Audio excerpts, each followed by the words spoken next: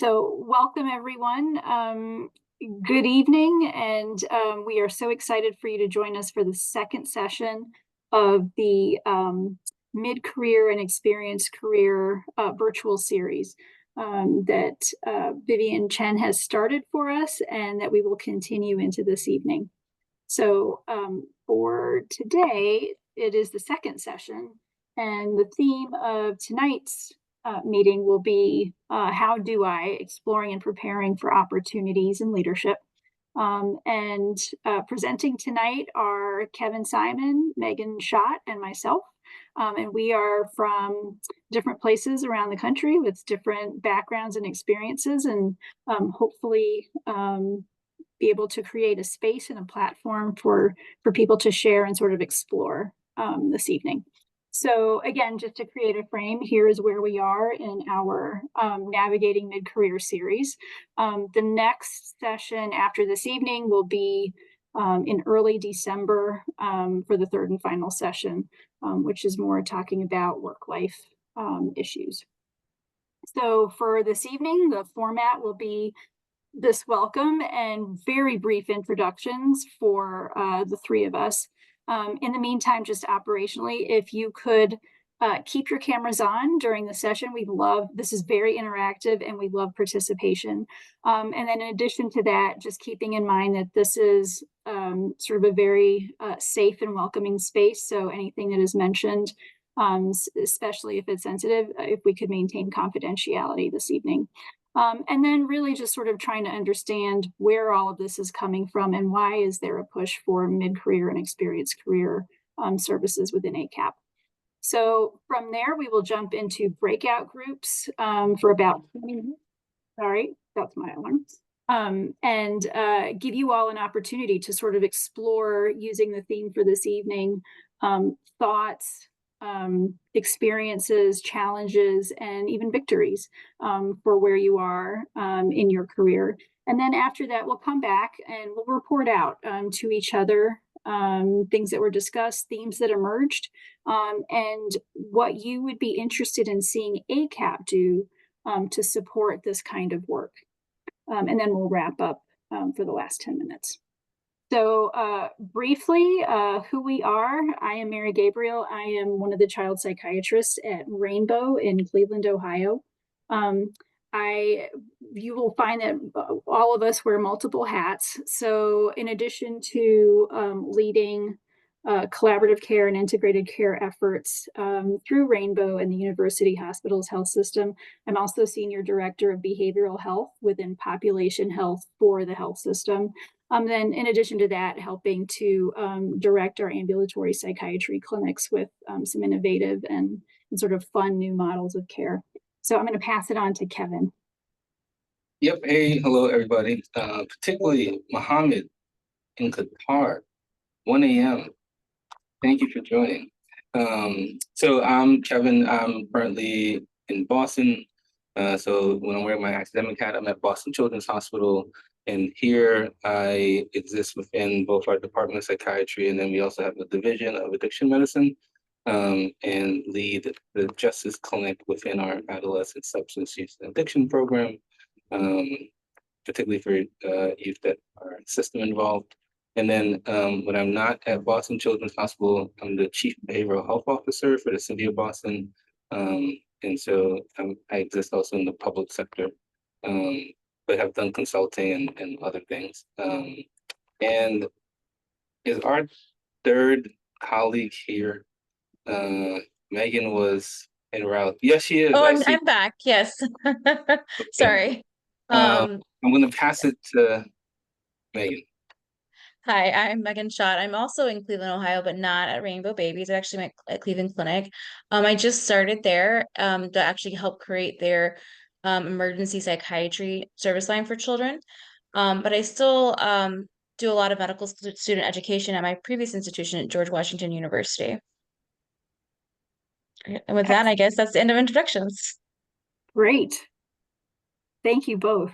So just briefly to sort of remind folks who were with us for our first session and to introduce our new participants to what exactly is mid and experienced career child psychiatrists, and where do we fit into the whole continuum of career trajectory? So mid-career by definition is anybody that's been in practice for at least 8 years after fellowship. Experienced career is a little bit more nuanced in that experienced career is 20 years or more in practice after fellowship.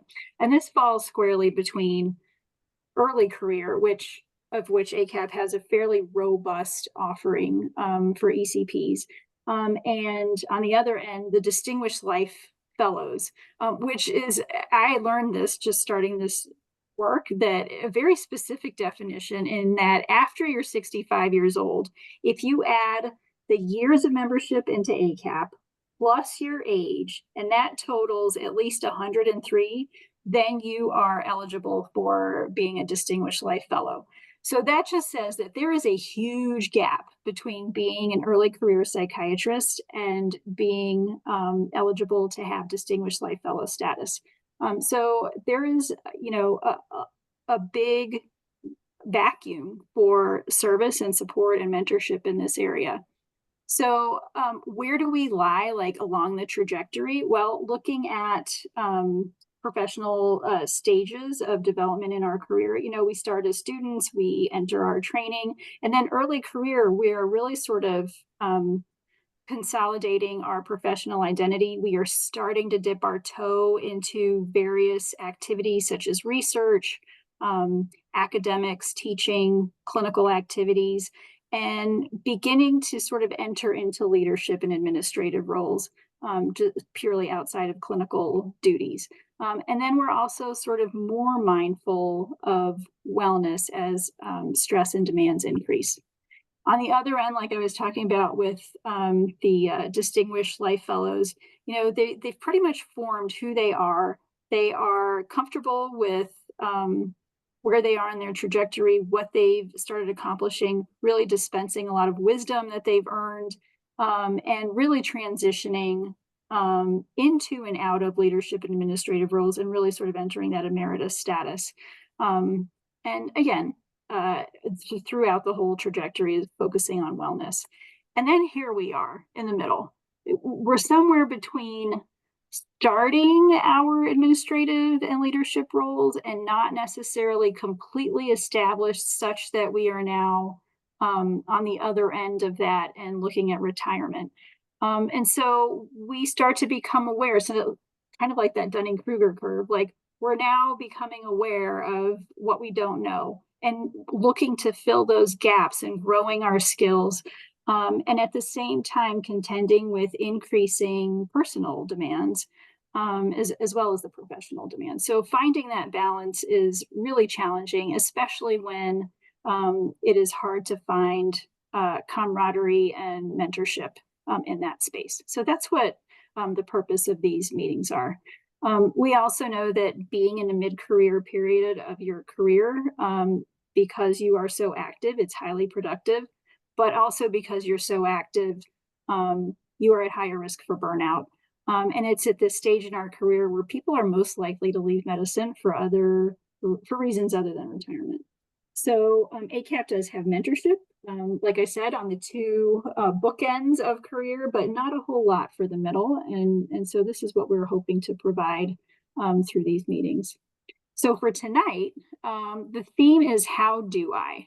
And the main things we are curious about are how are you seeking and leveraging leadership opportunities and experiences? And that includes saying no to things that don't necessarily align with your goals, your values, and the way you see psychiatry and the way you want to practice. And then in addition to that, what are some of the skills needed to grow into those opportunities and manage them once you're there? So keeping those things in mind, we're going to go out into breakout groups. I'm going to ask that very quickly people in each breakout room sort of just briefly introduce yourself, who you are and what you're doing. And if each group can identify a scribe or a reporter, that person will report out when we come back together again. And then just some prompts to get things going in case people are a bit shy at first. What kinds of opportunities or directions are you considering or interested in? What challenges have you come up against in trying to move into those new opportunities? On the other hand, what have you found helpful in getting into those new opportunities? Did you get some really sort of critical advice, learn something that was really impactful? How do you transition out of positions that are either no longer of interest or were not what you were looking for or what you understood the position to be? And then finally, how can AACAP as an organization support members within this stage of our career and development, and which one of those things is sustainable within the organization? So with that, I'm going to turn it over to Quentin, and he's going to get us into our groups. So we've got about 15 minutes left, and it looks like we had two breakout groups. So if we could take 5 minutes per group to report out. I was scribing the whole time in the chat, like different themes that were coming up, just listening to the discussion. But I am curious from the other group, what kinds of themes emerged, what sorts of topics seem to resonate with various members of your group. Anybody want to be the designated reporter?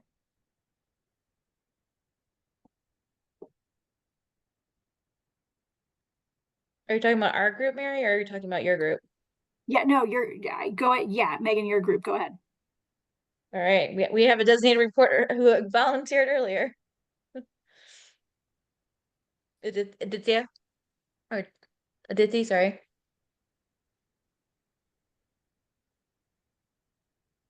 Oh, she can't unmute without host privileges.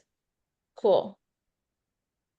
Oh, Quentin, could you yeah, I got put. Yeah, I think there was just some barrier. Now I'm unmuted. So our group, my group is going to rescue me if I didn't get something right or if I missed something. But we were talking about what opportunities people are interested in. You're in private practice, and when you want to seek opportunities where you want to work with a multidisciplinary team, or if you have been doing in the same role for quite some time in the same institution, and how, where do you get guidance to explore opportunities? In terms of exploring opportunities, some of the things that came up, or what are the different ways that you can seek opportunities, one of which was getting involved in teaching, networking with folks who have sought diverse opportunities, or finding connections to AACAP. Sometimes learning a new skill such as ECT or getting an MBA. Also knowing what is the institution's priority, because that might also help seeking more opportunities that you might be interested in. The other thing that came up was, what are the challenges encountered when moving into, when seeking new opportunities or moving into a new role? That some of these skills are not really taught, so you have to find someone who can help you out. Some challenges that came up also was that if you're trying to seek for a leadership opportunity or leadership role, and you don't have a direct report, how do you make the case for getting the opportunity? If you're not a priority for the institution, and then sometimes, you may have to throw your hat in the ring for available opportunities, even if that is not the most opportunity that you are seeking, till a suitable option opens up. The other challenge was also knowing that if you're working with a team or certain people, knowing who you're working with, because that may present as a challenge itself. The other thing that came up is also, what do you prioritize? Are you having fun doing something, or do you want to focus on, am I going to make more money, more money doing certain learning certain skill or certain opportunity? I think also, like, when we're talking about opportunities within AACAP, how it's easier as an early career or MSR member, because they have a designated spots to be on committees. But then if you change your interest or do something else and you weren't involved in something, like, you're now competing against people that might be really competitive that are like also mid-career or something for those like other few spots, and so, those opportunities are kind of lost to change your mind and get involved in ACAP and on that kind of level.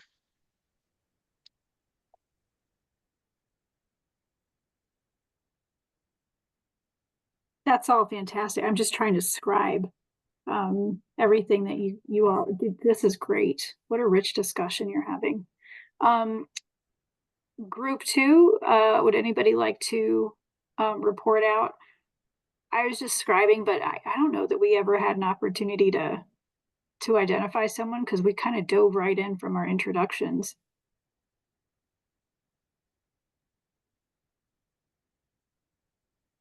Well, I can read some of the things that I had put in the chat before, and I don't know if this is visible to everyone in the group or just for our group, but the themes that, just listening to folks, were not being satisfied or valued in the role in which you are put, meaning you bring a skill set and a knowledge base to a leadership role, and it's not necessarily being valued by the larger institution or organization.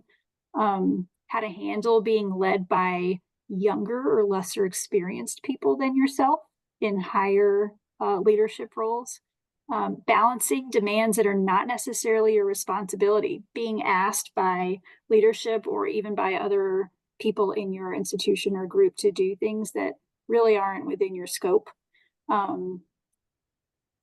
Having demands that go beyond what protected time you actually have to do your administrative role. I think we all struggle with how much extra do I donate in addition to the work that I am actually being supported for. How to transition from saying yes as an early career physician to saying no as a mid and experienced career psychiatrist. How to balance your intellectual and professional interests with your own personal obligations and interests and responsibilities.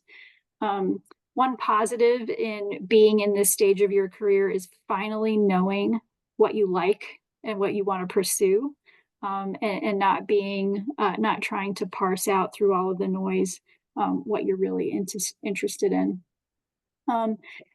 In that sense, how do you determine what you like and what direction you want to go in? Because there are so many different opportunities that come at us. How do you pick? Transition from academia to private practice seemed to be quite a prominent theme in our group. But once you do that, how do you manage the isolation of being in private practice? After being surrounded by colleagues in a hospital setting or in an academic department and having a lot of partners around you. In addition to that, like, how do I care for my health when you're in private practice, seeing patients all day long sitting?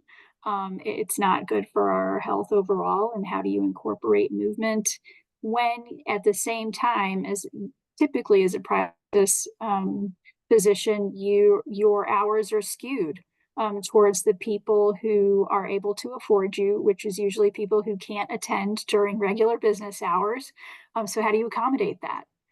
How do you juggle full-time work with full-time family obligations and parenthood? Switching, yeah, I'll leave it there because I see that that's our 5 minutes. It's group that I was fortunate to be in. Any other themes that I missed or did not mention? Oh, and then one really good one Kevin had mentioned is leveraging the system that you're in to pursue the goals that you have. So Kevin was mentioning, like, if there are different systems or institutions that do subsidize continued education or degree pursuits or things like that, could you leverage that to your own interest to feel fulfilled in those ways and gain skills in that way? Kevin, I don't want to misrepresent. Is that? Yeah. That's exactly what I was signaling, in part, having done that in the institution that I'm at, trying to make it very hard for people to say no. In essence, offering up everything contingency that they likely would have thought about, such that it becomes a, oh, well, yes, it seems like you're moving in that direction anyway. Mhm. One last nice thing that I think came out was the joy in finding camaraderie in groups like this. I think there's a real gap and a real need that this could answer and fulfill. So I see we do have 3 minutes, which is so short, but I am curious, as a result of all this reflecting and sharing, what comes to mind as different ways that ACAP can help support where we are and what we are trying to do and where we are trying to go. I'm curious as to your thoughts and ideas.